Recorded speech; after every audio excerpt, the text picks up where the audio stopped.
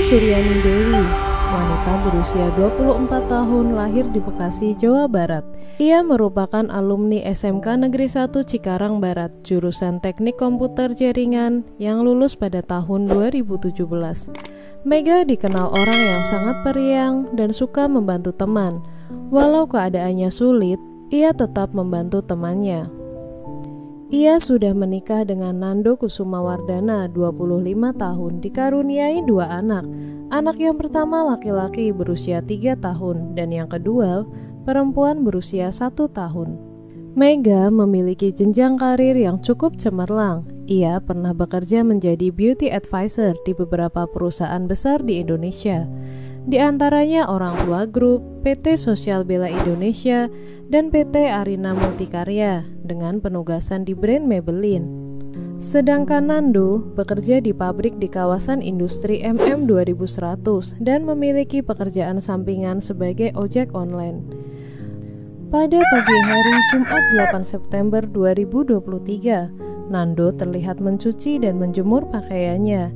Ia terlihat memasak makanan untuk sarapan. Dan setelah sholat Jumat, Nando menitipkan kedua anaknya kepada Linda, ibu dari Mega. Sampai saat menjelang sholat Isya, Linda mencoba menghubungi Mega untuk menjemput anaknya, namun tidak ada jawaban. Tidak seperti biasanya Mega menjemput anaknya tidak sampai telat seperti ini. Linda terus menghubungi anaknya. Namun bukannya Linda yang menjawab, melainkan Nando suaminya.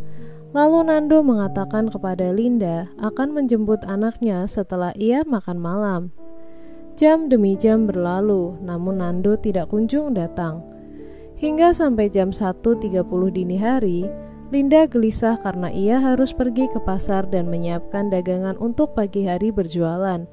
Akhirnya Linda bersama suaminya berniat mengantarkan cucu ke rumah kontrakan Mega. Setelah itu, baru pergi ke pasar untuk membeli keperluan berdagang. Sesampainya di kontrakan Mega, Linda terus mengetuk pintu, namun tidak ada jawaban. Linda mengetuk pintu dengan keras hingga membuat tetangga Mega keluar untuk melihat keadaannya. Linda melihat ke arah rak sepatu tempat biasa Mega menyelipkan kunci. Ternyata ada kunci. Linda berpikiran bahwa ia bersisipan dengan Nando. Karena tadi waktu ia telepon, Nando bilang akan menjemput anaknya. Ketika pintu dibuka, begitu kagetnya Linda menemukan tubuh Mega yang sudah tidak sadarkan diri dengan luka sayatan di lehernya dan matanya terkena cairan darah kering. Linda sempat tidak yakin bahwa yang meninggal itu adalah anaknya. Mereka langsung memanggil pemilik kontrakan untuk bertanya apa yang sebenarnya terjadi. Pada saat mau memeriksa keadaan di dalam kontrakan, tiba-tiba segerombolan polisi datang bersama dengan Nando yang kedua tangannya terborgol.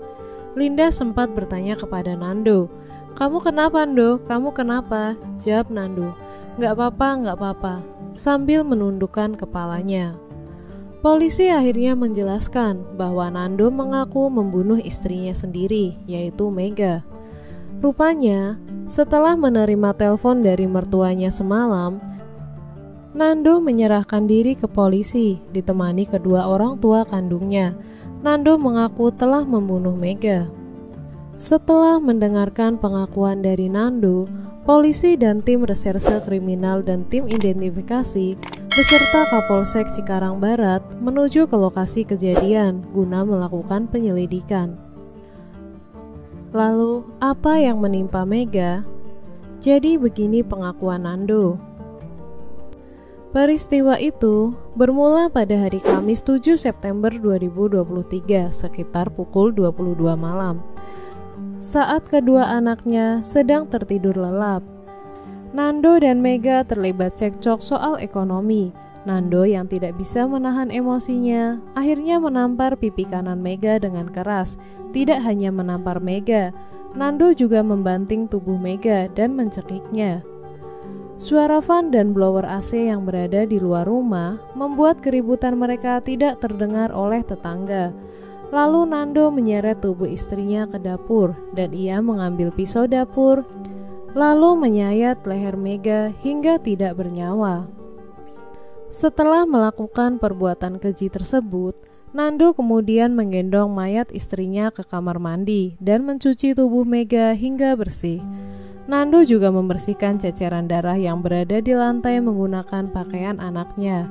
Setelah memandikan dan membersihkan bekas darah yang berceceran, Nando meletakkan tubuh istrinya di atas kasur, lalu menutupinya dengan selimut. Paginya, Nando melakukan aktivitas seperti biasa, bahkan ia mencuci, menjemur pakaian, memasak sarapan, dan sholat Jumat. Kemudian setelah sholat Jumat, Nando menitipkan anaknya kepada Linda. Nando mengakui motif ia tega membunuh istrinya karena sakit hati dan faktor ekonomi. Nando yang bekerja dengan gaji UMR dan bekerja sampingan hanya memiliki penghasilan sekitar 3 juta per bulan.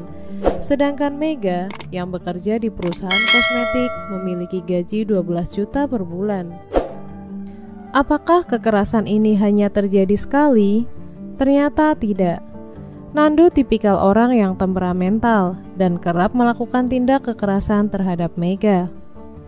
Mega sering mengunggah ke akun sosmednya terkait tindakan KDRT yang dilakukan oleh suaminya. Keluarga Mega sempat melaporkannya ke Polres Bekasi. Pada saat itu dilakukan beberapa kali mediasi. Mega sempat diamankan di kediaman orang tuanya di Tambun Selatan. Namun, entah kenapa akhirnya Mega kembali tinggal bersama Nando di kontrakannya. Keputusan Mega untuk kembali ke kontrakan bersama Nando malah berakhir petaka. Menurut informasi dari sahabatnya, Mega sempat mengajukan surat cerai ke pengadilan. Namun, setelah bercerita kepada sahabatnya soal perceraian tersebut, Mega tidak ada kabar dan sampai pada akhirnya sahabatnya mendengar informasi bahwa Mega telah meninggal dunia. Atas perbuatannya, Nando dijerat pasal 339 KUHP, subsider pasal 338 KUHP, dan pasal 5 Junto pasal 44 ayat 3 tentang kekerasan dalam rumah tangga, dengan ancaman 20 tahun penjara dan maksimal seumur hidup, kata Kepala Polsek Cikarang Barat AKP Risnawati pada Senin 11 September 2023. Oke kawan Via, itu tadi video kasus kisah ibu muda yang sangat periang namun mengalami nasib naas mati di tangan suaminya sendiri. Semoga almarhumah diterima di sisinya dan keluarga yang ditinggalkan diberi keikhlasan hati. Semoga pelaku mendapatkan balasan yang setimpal di pengadilan. Dari video ini, kita dapat mengambil pelajaran bahwa seberat apapun masalah yang dialami dalam rumah tangga, jangan sampai melewati batas emosi. Untuk kalian yang memiliki pendapat dan informasi lebih lengkap, bisa banget nih komen di kolom komentar. Sekian video dari saya. Kalau kalian suka video ini, jangan lupa like, komen, dan subscribe. Terima kasih kawan-kawan yang sudah menonton sampai akhir video. Semoga harimu menyenangkan dan sampai jumpa di kasus berikutnya.